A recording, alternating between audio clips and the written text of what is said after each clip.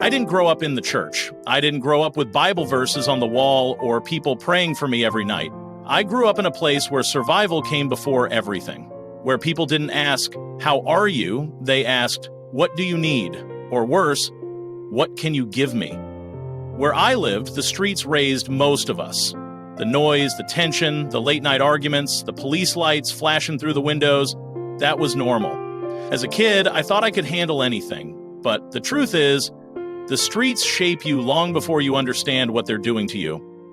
I started hanging with the wrong people around 13, not because I wanted trouble, but because I wanted belonging. A friend group, a family. People who said, "You're one of us." At first, it was simple, jokes, walking around, being loud, trying to act tough. But slowly, things got darker. The boys I was with started getting involved in things I knew were wrong. Stealing, fighting, intimidating people, dealing. And every time I wanted to step back, one of them would say, "Bro, we got you. Don't worry." Those 3 words blinded me. They made me ignore that little voice inside saying, "This isn't you. You're going somewhere you shouldn't go." Soon, I was in too deep. And when you're deep in street life, you don't even realize how far you've gone until you look back. I wasn't sleeping well. I was always watching over my shoulder. I stopped trusting everyone, even the people I hung out with. Fear became part of my everyday life. But I kept pretending I was fine.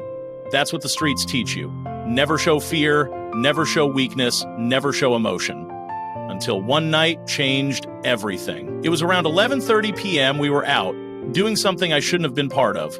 Something illegal, something that could ruin my life forever. I didn't want to be there, but I also didn't want to be the one to say no. Fear of losing people kept me tied to things that were destroying me. While we were out there, something in my chest felt tight, like God himself was squeezing my heart. I didn't know God back then, but I felt something say, "This is your last warning." At first, I ignored it, but the feeling came again, stronger. I suddenly felt sick, like my whole body was rejecting the moment. I told my friend, "Bro, I gotta go home." He laughed in my face. He said, "Since when do you leave early?" But I left anyway. I walked home fast, heart pounding, feeling like something terrible was about to happen. When I got inside, my hands were shaking. I didn't know if it was fear, guilt, or exhaustion. I sat on my bed, closed my eyes, and for the first time in years, I prayed. Not a church prayer, not a religious speech, a desperate cry from a confused teenager. "God, if you're real, I don't know what to do anymore. I'm stuck. Help me." That was all I said. I don't know if it was 10 seconds later or 2 minutes later, but suddenly the room felt different, silent, heavy, peaceful. It felt like someone was standing right beside me, not threatening me, not judging me, but protecting me. And inside my own thoughts, I heard a voice I had never heard before. "Leave them. I have something better for you." I burst into tears, and I'm not a crying type of person. But something broke inside me that night. Something opened. Something surrendered. The next day, the boys hit me up.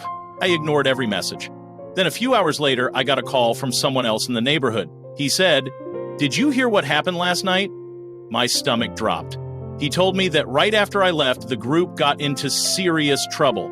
The kind of trouble that lands people in jail for years, or worse. My whole body went numb, I realized. If I hadn't listened to that voice, if I hadn't walked away, I would have been there.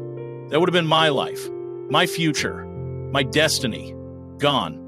In that moment, I knew. It wasn't luck, it wasn't coincidence, it was God. God had saved me from a path that I was too blind to escape from myself. I didn't change overnight. Old habits take time to break. But the difference was, now I wanted to change. I started avoiding the places I used to go, stopped hanging around people who pulled me into darkness.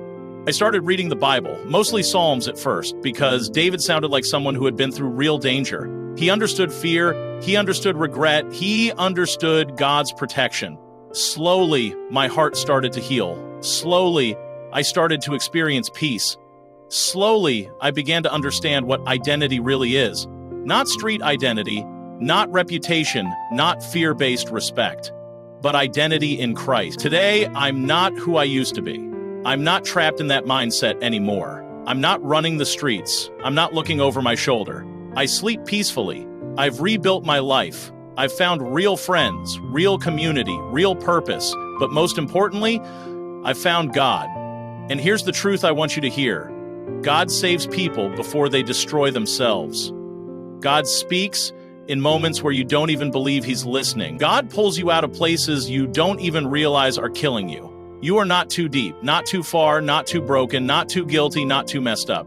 If God could pull me out of the streets, he can pull you out of whatever darkness is trying to keep you trapped.